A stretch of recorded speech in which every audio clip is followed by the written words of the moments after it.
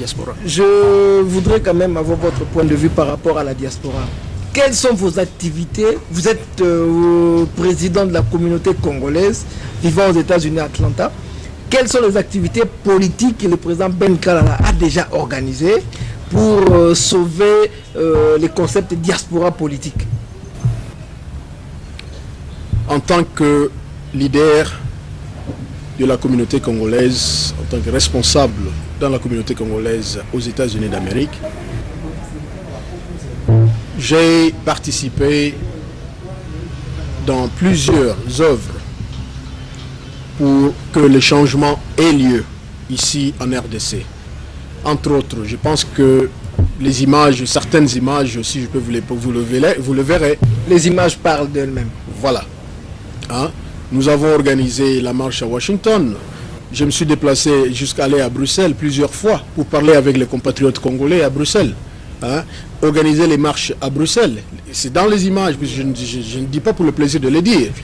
En France, je suis en contact avec les Congolais qui vivent en France. Je suis en contact avec les Congolais qui vivent au Canada. En tant que leader de la communauté congolaise, qui est encore une fois une association apolitique, cela n'exclut pas, avec l'amour que j'ai pour ce pays, de m'engager dans un processus qui peut être caractérisé politique. Pourquoi? Puisque j'aime bien ce pays. Hein? Bon, nous avons été à la Maison Blanche. J'ai été reçu à la Maison Blanche. J'ai été au département d'État américain pour déposer le mémorandum chez Condoleezza Rice. J'ai écrit à Kofi Annan, quand l'archibishop Coutinho était encore à Atlanta, pour demander, il était en exil en France, il est venu aux États-Unis sur mon invitation, pour demander des garanties sécuritaires pour l'archibishop Coutinho. Ça, c'est son retour au pays. De son retour au pays. Ça, c'est en 2004 que j'ai fait ça. J'ai écrit à Kofi Annan. Une année plus tard, 2 ans plus tard, l'archibishop Coutinho rentre ici au Congo. Un ami alors. Et aujourd'hui, au moment où nous parlons, il a connu ce qu'il a connu. Il a connu ce qu'on prévoyait 20 ans de prison ici en RDC. Ça fait très mal. Alors, de mon vivant, en tant que Congolais, en tant que responsable dans la communauté congolaise, je ne me lasserai pas à lutter pour que les changements actuels aient lieu ici en RDC, surtout sur le plan économique et politique. Quand vous parlez de changement, changement des mentalités, changement d'hommes, changement politique, changement économique ou changement social, c'est un contexte, un concept aussi vaste que le monde, les changements. Quand nous parlons de changement, quand je parle de changement, je vois d'abord le leadership. Je vois le leadership d'abord. Il faut que changions de leadership. Hein? C'est ça un des problèmes cruciaux qui sont en train de nous sévir. D'abord, c'est le leadership, puisque nous avons tout ici au Congo. Hein? Je suis fier d'être congolais. Mon pays a tout. Nous avons l'or, le diamant, le cuivre. Ah, come on. Hein? Nous en avons. Scandale géologique. Voilà. Et certaines personnes disent même que scandale humain.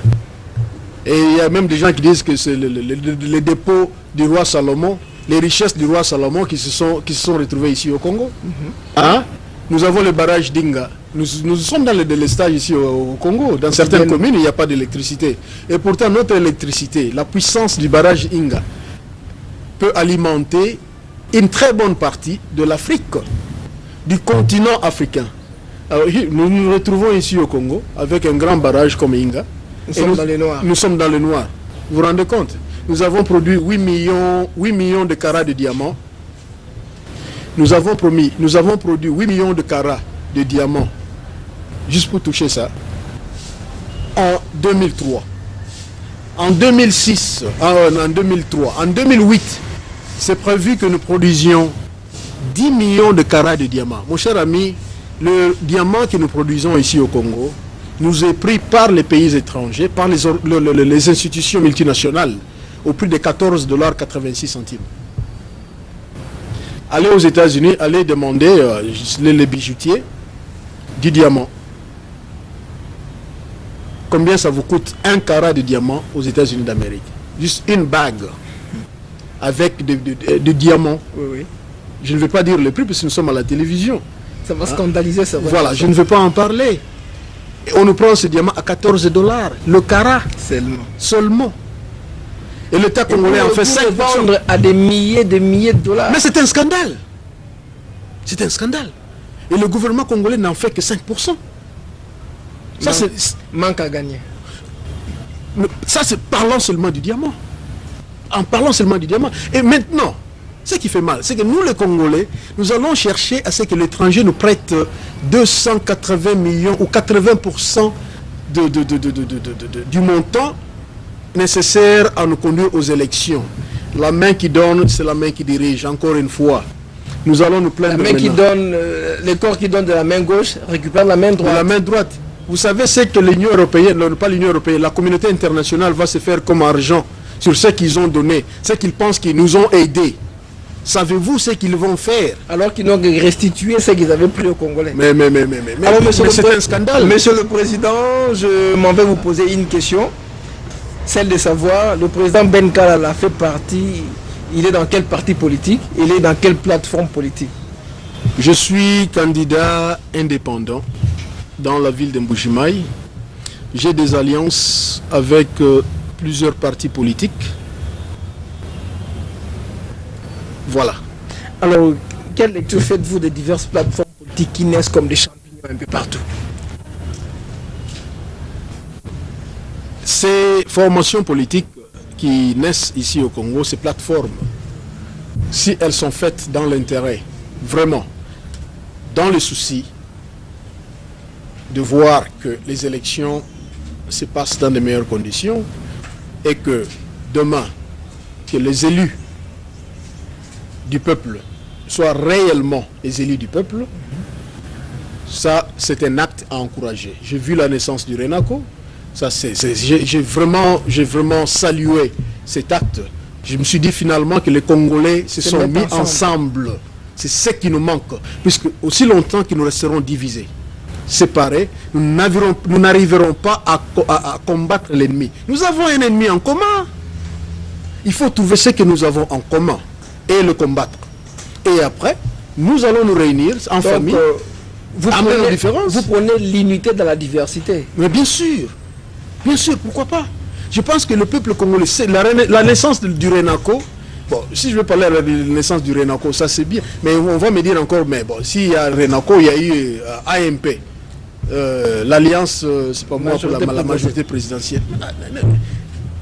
En tant que Congolais qui partage, qui a vécu, et j'ai vécu à l'étranger, je peux comprendre que n'importe quelle formation politique peut naître ici au Congo.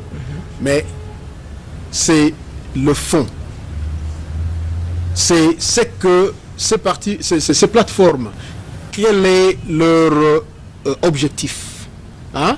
Le RENACO, c'est pour le Congolais, le regroupement des nationalistes congolais.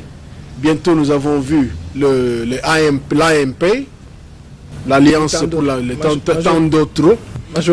Écoutez, nous savons tous qu'il y a beaucoup de candidats à la présidence qui ont été financés par le pouvoir. Nous le savons. Nous le savons. Moi, je le sais. Et ils sont là, ils le savent. Alors, moi, je peux à ces candidats présidentiels qui ont été achetés par le pouvoir, une seule question. Est-ce que vous n'avez pas encore appris, par votre expérience, ce qui s'est passé ici au Congo? Puisque normalement, l'expérience devait nous servir de leçon. L'Occident n'a pas d'amis, l'Occident n'a que des intérêts. Alors vous, qui êtes là, candidat à la présidence, et vous qui êtes déjà acheté par le pouvoir, par l'extérieur, est-ce que ce qui s'est passé ici au Congo, Mobutu a fait 32 ans ici au Congo comme président, soutenu par la communauté, soutenu par les États-Unis d'Amérique pour être plus précis. Quand les États-Unis d'Amérique n'ont plus eu besoin de Mobutu, qu'est-ce qu'ils en ont fait? Bon débarras. Alors, Monsieur le Président, est-ce que vous pensez que c'est vous et vous